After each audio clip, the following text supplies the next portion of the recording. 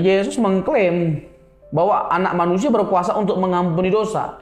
Jadi kalau Yesus hanya dipahami sebatas manusia, bagaimana mungkin dia melakukan satu pekerjaan yang Allah saja bisa lakukan? Mengampuni dosa itu hanya pekerjaan yang bisa dilakukan oleh Allah gitu loh. Adakah yang lebih berharga selain Tuhan? Jadi kalau kamu pindah agama hanya karena uang, tahta, berarti nggak pernah Tuhan itu berharga dalam hidupmu meskipun kamu punya agama yang baru. Tuhan yang di agama barumu itu nggak berharga samamu pasti nggak berharga samamu. Jadi yang berharga samamu itu pasti uang, pasti harta jabatan, yang untuk itu kau tinggalkan Tuhanmu atau imanmu.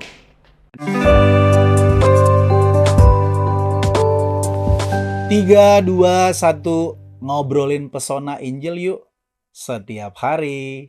Mantap, Yes. kita kembali lagi brother dalam acara ngopi. Ya, dan pembahasan yang sama, Why Jesus di seri kedua. Seri yang kedua. Di seri yang pertama kita seru sekali tuh. Ya. Bagaimana brother bisa menggambarkan dengan lugas manusia dengan segala problematika sepak terjang di dunia ini yang ternyata ujungnya mengecewakan. Tapi ada paradoks di sana. Satu sisi kita membutuhkan ya untuk mencukupi kebutuhan hidup, tapi ternyata bisa mendatangkan kekecewaan. Dan kalau brother sempat mengutip Blaise Pascal, bagaimana rongga hati manusia terbuka dan ternyata manusia mengisinya dengan benda-benda, dengan semua kefanaan dunia ternyata makin kosong. Pribadi yang bisa mengisi rongga itu hanya Yesus Kristus. Yes. Dan penggambaran brother terkait dengan keselamatan yang diberikan dan dijamin oleh Kristus itu sungguh luar biasa. Bagaimana brother mencoba menggambarkan keagungan, keunggulan atau supremasi Kristus ini buat kita semua nih. Ya. Kalau kita bicara tentang Yesus Kristus, selalu menarik ya. Selalu menantang. Menantang dalam pengertian yang menantang setiap kita untuk memikirkan siapa dia sebenarnya. Wow. Dan ini pertanyaan yang selalu dipertanyakan, didiskusikan, bahkan diperdebatkan. Tidak ada pribadi yang dalam tanda petik yang dianggap lebih kontroversial di dunia ini selain Yesus. Sebegitu kontroversialnya dia bagi banyak orang. Terus ya diperdebatkan ya. Iya, sudah tiada hentinya. Tahun loh. Iya, dari sejak kemunculannya. Iya. Gitu sampai sekarang dan seterusnya kita nggak tahu. Tetapi kita harus punya parameter. Apalagi sebagai anak-anak Tuhan, sebagai orang-orang yang menamakan dirinya Kristen. Siapa Yesus bagi kita? Itu penting untuk kita perkarakan. Karena sebelum Yesus pada akhirnya sampai kepada puncak dari karyanya, yaitu penyaliban dan kebangkitan, dia tanya loh para murid, menurut kamu siapakah aku? Wow. Jadi sebegitu pentingnya deskripsi dirinya, gitu loh. Deskripsi dirinya bagi para murid ini siapa nih, gitu loh. Para murid mendeskripsikan Yesus itu siapa? Berarti dari sisi ini kita tahu, kita tangkap bahwa pengenalan akan pribadinya itu akan mendorong atau meneguhkan iman percaya kita. Iya dong, karena dia inti dari kekristenan. Karena dia pusat dari kekristenan. Oke. Jadi kalau kita bicara tentang Injil, maka Injil itu tentang siapa? Tentang dia yang menyelamatkan setiap kita lewat kematian kebangkitannya. Di atas kayu salib. Berarti dari pribadinya kita akan melangkah kepada karya keselamatan kekal yang dia berikan. Kalau disebut bahkan Injil sebagai kabar baik, itu karena apa? Karena itu tentang Yesus. Semua kepada Kristus. Iya, Injil hanya bisa disebut sebagai kabar baik karena ceritanya tentang Yesus yang baik, gitu loh. Nah, jadi kembali kepada pertanyaan why Jesus? Kenapa kita memilih Yesus? Ini bukan hanya sekedar karena kita memandang dia lebih baik dari semua manusia yang ada. Karena dialah satu-satunya yang bisa menyelamatkan kita. Gitu loh. Tidak ada perkara yang lebih penting, lebih tinggi nilainya daripada keselamatan. Dan itu menjadi kebutuhan utama manusia. Kita. Dan semua agama pasti berbicara tentang keselamatan dengan berbagai macam konsepnya. Pertanyaannya dari semua tawaran yang ada tentang keselamatan dari setiap agama atau kepercayaan yang ada. Ini menjadi pertanyaan krusial yang harus kita pikirkan selama kita hidup dunia ini. Apakah kita benar-benar yakin gitu loh dengan pilihan kita? Wah. Kita semua mungkin sudah ada pilihannya masing-masing. Betul. Termasuk kita sudah ada pilihannya. Pertanyaannya, mengapa kita yakin dengan pilihan kita?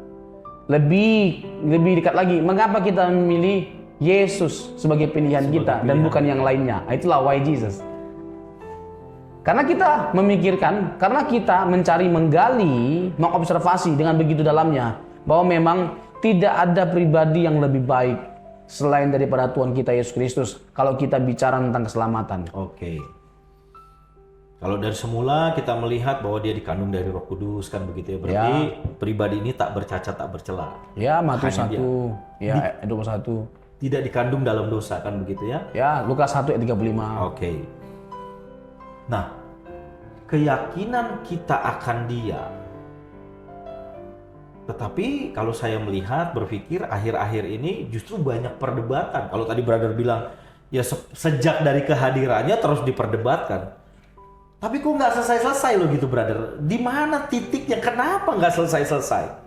Padahal ini satu tokoh saja loh. Satu pribadi maksud saya. Pribadi. Yesus Kristus. Apakah karena tafsir yang... Ya kita kekristenan nampaknya kita sama-sama belajar hermeneutik, tapi begitu bicara pribadi tafsiran kita banyak kali. Iya. Itu Ya. maksud saya tuh gimana brother tuh? Ya, sebenarnya gini lah. Misalnya pertanyaan yang sering diperdebatkan apa? Apakah mungkin Allah menjadi manusia? Ya seperti itu. Ya, apakah mungkin Yesus itu adalah Allah? Ya itu sisi yang selanjutnya. Ya, lalu orang mencoba untuk menggali Alkitab. Menggali Alkitab itu pun dengan premis, dengan asumsi bahwa Yesus itu hanya manusia biasa. Lalu pada akhirnya ketika melihat Alkitab, dia hanya melihat gitu loh sisi-sisi kemanusiaan Yesus. Yang dia lapar, dia berdoa, dia menangis, ya kan? Puncaknya dia mati, dia mengalami pencobaan. Nah, Dia kalau salah dia gitu ya. kalau dia Allah nggak mungkin pengalaman manusia ini pada dirinya.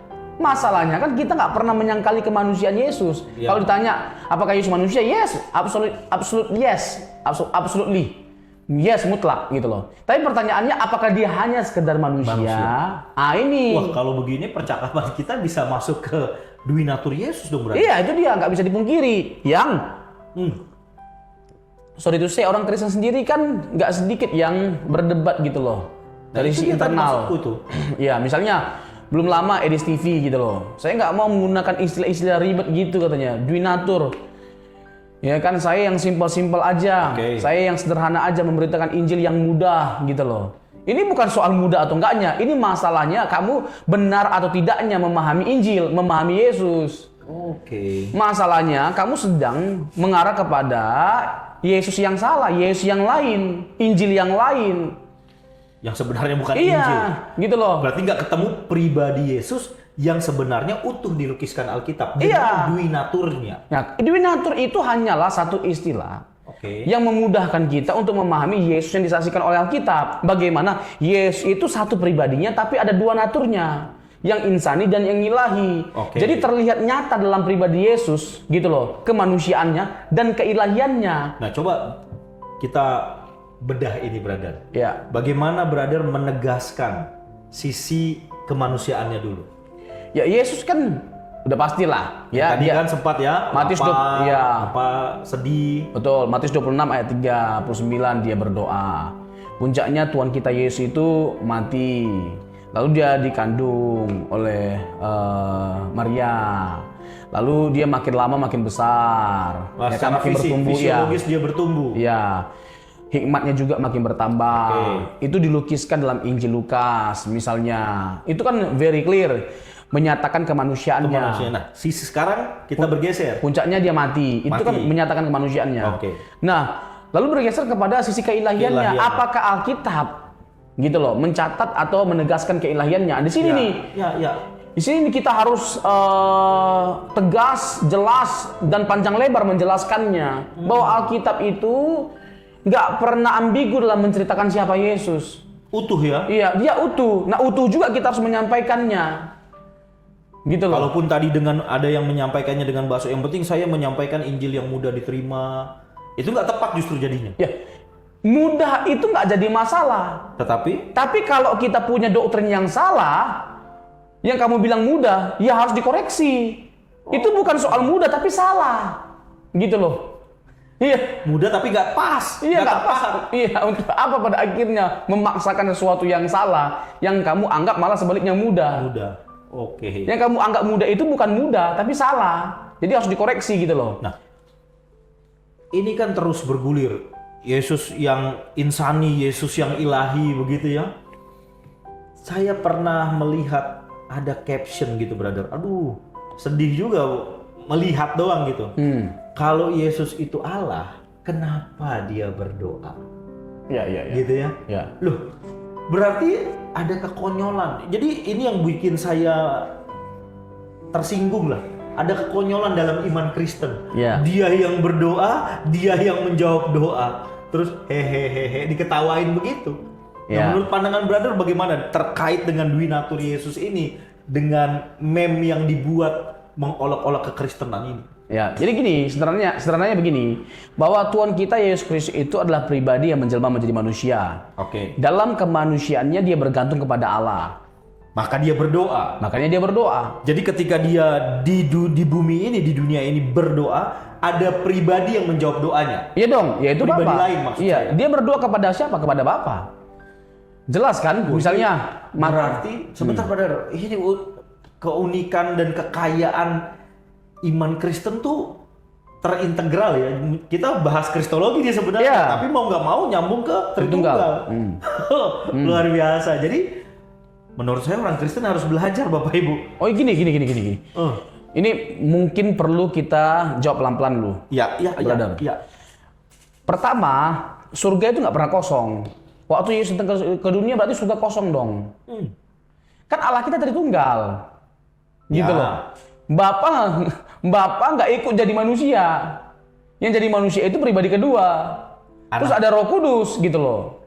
Misalnya Yesus menyatakan dalam Lukas 4 ayat 18, Roh Allah memenuhi aku sehingga dia melakukan banyak mujizat, orang buta melihat, orang lumpuh berjalan dan sebagainya macamnya.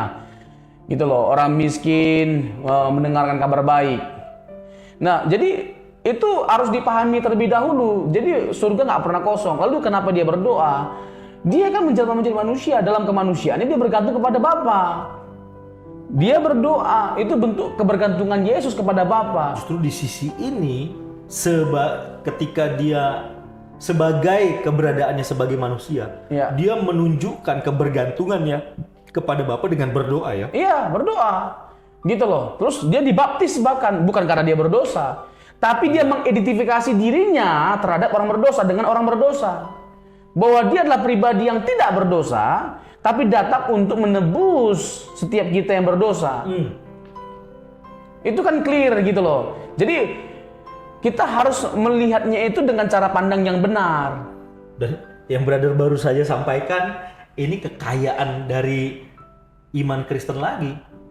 Kita bahas kristologi nih, masuk ke Tritunggal, keselamatan sekarang, Keselamatan. terkait dengan penebusan Ya. oleh Kristus, korban Kristus terkait dengan orang berdosa. Ya, ini satu kesatuan sebenarnya nggak bisa dipisahkan karena Ya, ini yang ya. selalu dipertanyakan, ini yang selalu diperdebatkan dan dianggap terkesan orang Kristen nggak bisa menjawab pertanyaan-pertanyaan begini. Ini pertanyaan gampang, yang kalau tadi misalnya nggak mau belajar, ya susah gitu loh. Ya. Jadi mau mudahnya aja, tapi nggak memikirkan kebenarannya, ya susah lagi gini loh. Nah, berarti kita memahami iman Kristen itu harus saling terintegral. Satu sama lain, satu kesatuan nggak bisa dipisahkan gitu loh. Ya. Jadi Bapak Ibu, jemaat Igrea dan saudara-saudara yang menyaksikan ini perhatikan, iman Kristen dengan ajarannya harus dipahami secara integral. Begitu ya, brother ya? Secara utuh, Secara menyeluruh, utuh, komprehensif. Nah, saya tambah lagi. Ya. Jadi itu adalah bukti keunggulan dari Tuhan kita Yesus Kristus. Meskipun dia Allah, tapi dia Allah yang jadi manusia, sehingga dia memposisikan dirinya sebagai manusia yang bergantung kepada Allah, kepada Bapa. Ya. Ini suatu keteladanan yang luar biasa yang Tuhan kita tunjukkan. Waktu dia berdoa di Taman Getsemani, Matius pasal 26 ayat 39. Bukan kehendak aku, melainkan kehendak-Mu. Kan jelas. Ya. Jadi ada keteladanan yang sempurna yang bisa kita lihat dari Tuhan kita Yesus Kristus, yang meskipun dia adalah Allah, tapi dia Allah yang menjelma menjadi manusia. Dalam kemanusiaannya dia tunjukkan kebergantungannya kepada Bapa. Kepada Bapa. Itu kan clear, tapi di mana dong keilahiannya? Banyak sekali. Markus 2 ayat 7 sampai 9. Dia menyembuhkan orang lumpuh. Dia berkata apa? Anak manusia berkuasa untuk mengampuni dosa. Dosamu sudah diampuni. Nah, di sini nabi-nabi yang kalau sekedar melakukan mujizat, nabi-nabi bisa. Iya. Tapi untuk mengampuni dosa. Dalam case ini, pengampunan dosa yang diberikan kepada orang lumpuh, Ya. ini membuktikan bahwa keilahiannya, sisi Ya, keilahian. ini beberapa menit ke depan kita urai keilahian Tuhan Yesus dulu. Iya. Jadi kan orang-orang Yahudi pada waktu itu, orang ahli Taurat atau Farisi, marah kan karena mengampuni dosa itu adalah pekerjaan Allah. Siapa ini orang gitu loh. Nah, Yesus mengklaim bahwa anak manusia berkuasa untuk mengampuni dosa. Jadi kalau Yesus hanya dipahami sebatas manusia, bagaimana mungkin dia melakukan satu pekerjaan yang Allah saja bisa lakukan? Mengampuni dosa itu hanya pekerjaan yang bisa dilakukan oleh Allah gitu loh. Berarti secara tidak langsung Yesus mengklaim keilahiannya. Kan untuk kita tahu bahwa Yesus itu Allah, kan kita bisa lihat dengan banyak cara. Karena klaim-klaim keilahiannya, karena karya-karya ilahi yang dia kerjakan. Kan nggak harus dia ngomong aku Allah dan sembahlah aku. Tapi kalau ada manusia yang mengatakan bahwa dia berkuasa untuk mengampuni dosa, kan nggak mungkin dia hanya sekedar manusia biasa kita pandang. Udah benar reaksi orang Yahudi, dia sedang menyamakan dirinya dengan Allah. Karena mengampuni itu pekerjaan Allah. Gitu loh, di Yohanes pasal 5 misalnya, keilahian Yesus itu sungguh nyata terlihat di sana. Ketika apa? Misalnya, ya kan, Yohanes pasal yang ke-5 misalnya, kan orang hanya terfokus kepada ayat 30. Ya. Bahwa Yesus dikesankan tidak bisa berbuat apa-apa. Yohanes pasal yang ke-5. Orang hanya berfokus kepada ayat 30 ya. Aku tidak dapat berbuat apa-apa dari diriku sendiri. Tuh. Ya. Yesus bergantung sekali tuh. Iya. Dia bergantung kepada Bapa. Dia nggak bisa berbuat apa-apa loh. Nah, mereka mengutip pasal yang ke-5, tapi hanya satu ayat yang dia lihat, hanya ayat 30. Konteksnya. Tidak melihat keseluruhan dari pasal 5. Iya. Dimana kalau mereka fair gitu loh, tidak melepaskan teks pada konteks, mereka bisa melihat sisi kemanusiaan keilahian Yesus. Aku tidak bisa berbuat apa-apa dari diriku sendiri. Ini dalam konteks dia telah mengosongkan diri. Sebagai kenosis dan inkarnasi. Tapi kita bisa lihat di ayat 18 misalnya. Sebab itu orang-orang Yahudi lebih berusaha lagi untuk membunuhnya. Bukan saja karena ia meniadakan hari Sabat, tetapi juga karena ia mengatakan bahwa Allah adalah Bapanya sendiri dan dengan demikian menyamakan dirinya dengan Allah. Ini kenapa nggak dilihat? Ini masih pasal yang sama. Itu dia, ya. Dia sedang berupaya untuk menyamakan dirinya dengan Allah. Dan itu yang dilihat oleh orang Yahudi dengan nyata pada waktu itu. Misalnya, ya kan, dia kan, ini konteksnya kan menyembuhkan orang sakit pada hari Sabat. Ya. Yang notabene dianggap tidak boleh melanggar. Sementara domba aja kalau jatuh ke sumur ditolong, domba loh. Apalagi manusia yang lebih besar daripada domba. Nah, Yesus itu nggak melanggar hari Sabat sama sekali. Lalu masuk kepada puncaknya. Ketika apa? Ketika Yesus berkata, ayat 17, tetapi ia berkata kepada mereka, Bapakku bekerja sampai sekarang, maka aku pun bekerja. Siapa dia ini? Kok selalu mengidentifikasi dirinya dengan Bapa? Karya Bapa, karya dia. Karya Bapa yang dikerjakan oleh Bapa dikerjakan sama dia. Penciptaan. Dia menyamakan dirinya dengan Bapa secara tidak langsung. Kalau Bapa bekerja menciptakan, aku juga bekerja menciptakan. Memelihara, menopang alam semesta, aku juga memelihara, menopang alam semesta. Yang Yohanes 1 ayat 1-3, tidak ada yang jadi dari segala yang ada tanpa dia. Ibrani 1 ayat 1-3, dia yang menopang dengan firman-Nya. Yesus menopang dengan firman-Nya. Yang artinya, ketika Allah selesai menciptakan, Yesus juga terlibat dengan Bapa dalam menopang alam semesta. Jadi, sebagaimana Bapa bekerja sampai sekarang, aku pun juga bekerja sampai sekarang. Gak pernah dia tidak terlibat dalam semua karya ilahi. Selalu terlibat. Makanya orang Yahudi menjadi marah. Hendak melemparinya dengan batu. Iya, makanya gak perlu dia mengklaim keilahiannya secara langsung. Dengan dia mengucapkan klaim-klaim ilahi, melakukan karya ilahi. Siapa dia bagi kita? Dan bagi pembaca teks ini, ayat ini pada pertama kali pembaca pertamanya mengerti. Nah, kita yang sudah mengalami kesenjangan waktu, peradaban, nggak ngerti konteks ini kan itu ya. Maka kita perlu belajar nih, brother. Iya, harus belajar. Ya, Matius misalnya 12. Yesus berkata bahwa dia lebih besar daripada bait suci Allah. Siapa dia? Yang lebih besar daripada bait suci Allah ya Allah. Ini klaim dia langsung loh. Jadi masa kan kita, kan masa dalam tanda petik, masa kita memperlakukan diri kita sebodoh itu? Udah jelas-jelas itu adalah klaim atau bukti keilahiannya. Kalau dia sampai klaim secara langsung bahwa dia lebih besar daripada bait suci Allah, berarti dia bukan hanya sekedar manusia biasa, dia pasti udah Allah. Yang lebih besar daripada bait suci Allah ya udah Allah gitu loh. Pribadi Allah. Lalu dia mengklaim apa? Dia Tuhan atas hari Sabat. Hari Sabat. Matius pasal yang ke-12 ayat yang ke-6, 6 dan 8. Lalu dia berkata apa? Di pasal 12 itu bahwa ratu dari selatan itu datang untuk mendengarkan hikmat Salomo. Nah, kalau ratu dari selatan saja, ya kan, yang begitu jauh gitu loh, berjuang gitu loh untuk bertemu Salomo untuk mendengarkan hikmatnya. Ini Yesus lebih besar loh daripada Salomo. Kok bisa-bisanya ya kalian ya mengagumi Salomo dengan hikmatnya, padahal aku lebih besar daripada Salomo, yang harusnya lebih kamu dengarkan daripada Salomo. Nah, orang terkadang kan, saya pakai kata ini, gua pakai kata ini brother, terpenjara dengan keyakinannya. Sudah, ya pokoknya ini gitu. Yesus manusia dengan bukti-bukti yang ada. Padahal kalau digali, teks-teks yang tadi brother sebutkan, jelas. Yesus utuh, komprehensif. Dalam pribadinya memiliki duinatu. Kan begitu ya? Nah, gue nyebut lagi nih, kecerobohan orang yang terpenjara atau memenjara diri dalam keyakinannya. Bisa nggak orang keluar dari kecerobohan memenjara diri pada keyakinan teologisnya? Bahwa Yesus itu bukan Tuhan. Ya hanya itu. Yesus bukan Tuhan, Yesus bukan Allah. Dia hanya manusia yang pada nantinya karena ketaatan dan kekudusan hidupnya dilantik jadi Allah. Nanti kita akan tambahkan argumentasi tadi ya. Maksudnya gini, dengan semua penjelasan yang sangat sederhana ini, masihkah kamu menyangkali keilahiannya? Seharusnya kan tidak. Ini dia. Berarti letaknya di pribadi orang tersebut dalam keyakinannya. Ya, menyangkali kebenaran. Ya. Oke. Contoh lah, Pak Prabowo sebelum melakukan reshuffle terhadap para menteri, masihkah kita ya kan tunggu dia akui dulu secara langsung bahwa dia presiden, baru kita akui dia bisa atau berhak untuk melakukan reshuffle? Atau dengan dia melakukan reshuffle, kita dapat menyimpulkan dia udah pasti presiden. Gak mungkin gak presiden, karena hanya presiden yang bisa melakukan reshuffle. Itu hak prerogatif presiden. Nangkap nggak? Paham. Maksudnya dengan semua klaim ilahi, karya ilahi yang dikerjakan oleh Tuhan Yesus, maka kita nggak butuh loh klaim langsung bahwa akulah Allah dari Yesus.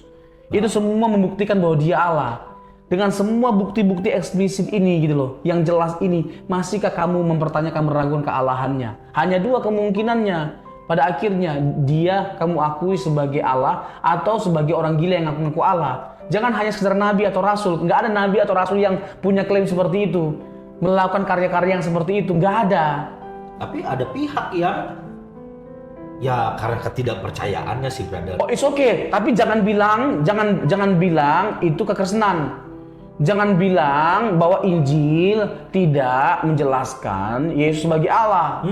Kamu jangan pakai kacamatamu untuk melihat iman orang lain, kitab suci orang lain.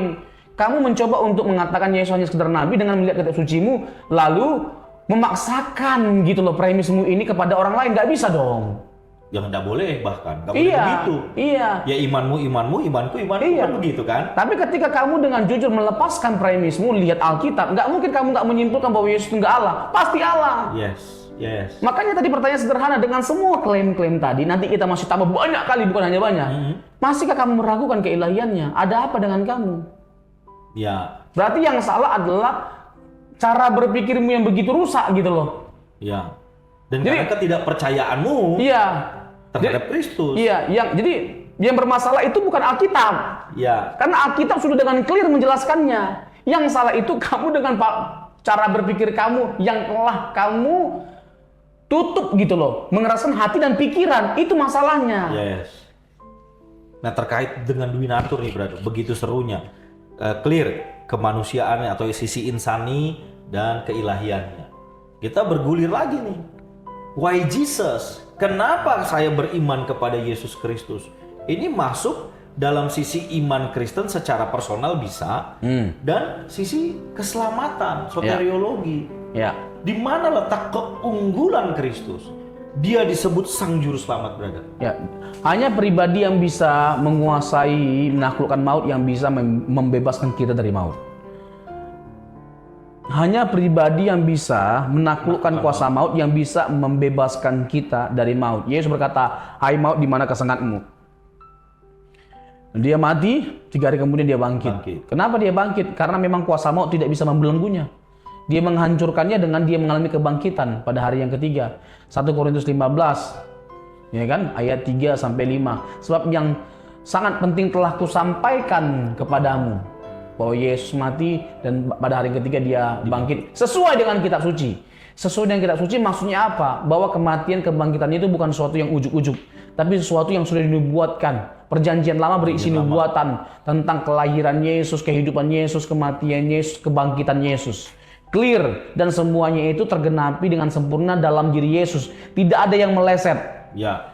Untuk menunjukkan bahwa benar bahwa Yesus yang dimaksudkan oleh perjanjian lama dengan semua nubuatannya.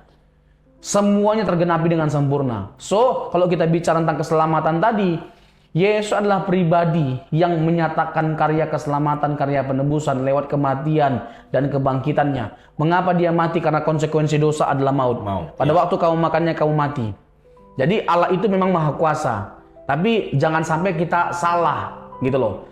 Allah itu bukan hanya maha kuasa, tapi dia juga maha adil, dia maha kasih, integritas atau karakternya sempurna. Ya.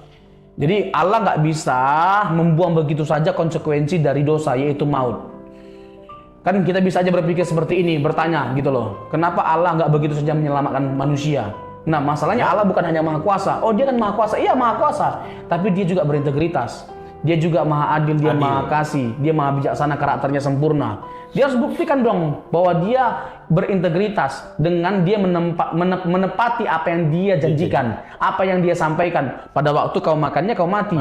Ya harus ditepati dong. Kalau nggak sempurna dia. Disitulah integritas keilahian Ditegakkan. Wow. Integritas Allah, karakter Allah yang sempurna itu ditegakkan. Kalau sampai dibuang begitu saja hanya karena kita memandang dia maha kuasa, di mana integritasnya? Makanya karya penyaliban adalah solusi yang sempurna yang Allah hadirkan untuk menyelamatkan setiap kita. Tidak ada jalan lain yang lebih masuk akal. Tidak ada cara lain yang masuk akal untuk manusia diselamatkan selain Allah jadi manusia dan memenuhi konsekuensi dosa, yaitu maut. Amin. Berarti di sisi ini gue ingat tentang doktrin substitusi. Pengganti. Kristus adalah pengganti bagi kita. Sejatinya keselamatan kita nggak gratis dong, brother. Ya. Kasih karunia itu kan orang kadang-kadang percaya Yesus gratis gitu ya. Keselamatan itu free diberikan. Tapi kalau lewat penjelasan ini tadi, bagaimana Allah yang adil dan penuh kasih ini, dan dia membayar apa yang dia telah firmankan, keselamatan kita nggak free.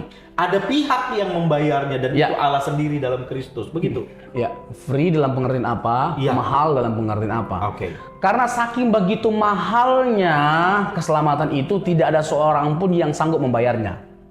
Karena begitu mahalnya, tidak ada seorang pun yang bisa menyelamatkan dirinya dengan usahanya. Oke. Karena apa? Kita semua sejatinya adalah orang-orang yang dibawa bayang-bayang maut. Kita yang telah divonis untuk mati, tidak mungkin membebaskan kita dari vonis itu. Itulah namanya korban substitusi. Lalu dia datang, gitu loh, membebaskan kita dengan cara dia menggantikan kita. Bukan menghilangkan kematian itu. Bukan menghilangkan vonis itu. Dia bayar kematian. Dia menggantikannya. Itulah fairness-nya Allah. Makanya salib, kasih dan keadilan dinyatakan dengan sempurna. Kasih menyatakan bahwa Allah itu kasih, dia menyelamatkan orang yang percaya. Menyatakan dia adil di mana? Dia menghukum orang yang tidak percaya. Jadi kasih dan keadilan Allah ditegakkan dengan sempurna di karya salibnya, di penyalibannya. Itulah kehebatan Tuhan kita itu. Itulah hebatnya kasih karunia itu.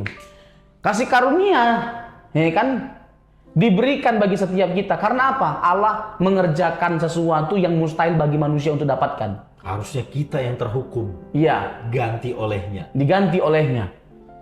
Itulah kasih karunia. Sesuatu yang tidak mungkin kita dapatkan. Sesuatu yang tidak mungkin kita dapatkan dengan cara apapun atau bagaimanapun oleh siapapun. Tidak bisa. Berarti hanya Yesus yang bisa berikan, lakukan, kerjakan bagi setiap kita. Kematian Kristus itu membayar murka Allah. Membayar murka Allah. Jelas ya? Iya. Bukan dia berkompromi dengan iblis. Kan ada juga pandangan yang gitu kan? Enggak lah. Dengar nggak? Iya. Apa ya? Dia membayar ke pihak iblis begitu. Iya, membayar hutang kepada iblis. Kepada siapa Allah bayar hutang? Lah, kita berdosa sama siapa? Sama Allah, Itu dia. bukan sama iblis. Gua mau masuk Iya. ke situ. Berarti Yesus mati itu membayar hutang kepada siapa? Kepada Allah lah, Ya. bukan kepada iblis. Iya. Kematiannya meredakan murka Allah Iya. terhadap kita. Iya. Wah. Murka Allah yang harus ditumpahkan kepada kita, lalu Yesus menggantikan kita. Sehingga murka Allah itu ada pada Yesus, dan Yesus menggantikan murka itu dengan keselamatan. Nah tadi di dalam segmen yang pertama itu Brother sebutin Roma 8 ayat 1 tuh. Ya, tidak lagi Tidak ada penghukuman. bagi orang yang ada dalam Kristus. Kembali ke topik besar kita, why Jesus nih. Nah, Bahwa di dalam Dia, oleh karena kasih karunia-Nya Dia menggantikan kita, mati bagi kita, sehingga sekarang kita hidup merdeka. ya. Nah kita masuk ke sisi why Jesus. Kenapa Pada akhirnya saya beriman kepada Kristus? Kenapa harus Kristus? Oke, ini pertanyaan krusialnya ya. Jadi gini, ini sekaligus menantang setiap mereka yang Ya. telah meninggalkan Yesus untuk kembali. Paling tidak mikir ulang. Ya. Berarti ada peluang nih Ya, ada peluang dong. bagi orang-orang yang telah meninggalkan Kristus, Ya. supaya ada peluang Ya. untuk kembali. Kita jawab dulu, kita jawab Oke. dulu problematika. Ya kan, kenapa kamu meninggalkan Yesus? Biasanya pada umumnya lack of money or lack of faith. Oke, Ya, lack of money ya kebutuhan. kebutuhan. Gitu loh. Karena apa? Karena kebutuhan. Ya kan, kebutuhanku banyak, aku nggak punya uang. Lalu pada akhirnya menukarkan Yesus dengan gitu loh, mereka yang berduit, ya laki-laki atau wanita yang berduit gitu loh. Berarti rendah kali Yesus samamu ya. Ditinggalkan karena uang. Coba dia tinggalkan surga demi kita. Dia bayar sesuatu yang nggak bisa kita bayar, yaitu utang dosa kita. Dia korbankan dirinya demi kita. Lalu sekarang kita tinggalkan dia begitu saja, hanya karena dunia, hanya karena jabatan, harta, tahta, wanita. Coba. Karena cinta. Sekarang pertanyaannya, adakah yang lebih bernilai, adakah yang lebih berharga selain Tuhan? Jadi kalau kamu pindah agama hanya karena uang, tahta, berarti nggak pernah Tuhan itu berharga dalam hidupmu meskipun kamu punya agama yang baru. Tuhan yang di agama barumu itu nggak berharga samamu pasti nggak berharga samamu. Jadi yang berharga samamu itu pasti uang, pasti harta, jabatan, yang untuk itu kau tinggalkan Tuhanmu atau imanmu. Nah, katakanlah, maaf ya, Bapak Ibu Saudara, saya pakai kata ini. Ini lack of money dulu ya, kebutuhan. Orang sudah meninggalkan Tuhan sebegitu.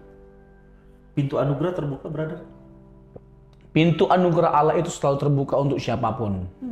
Alkitab menggambarkan dengan begitu rupanya bahwa kita adalah orang berdosa yang begitu luar biasanya. Ya kan, anak yang hilang.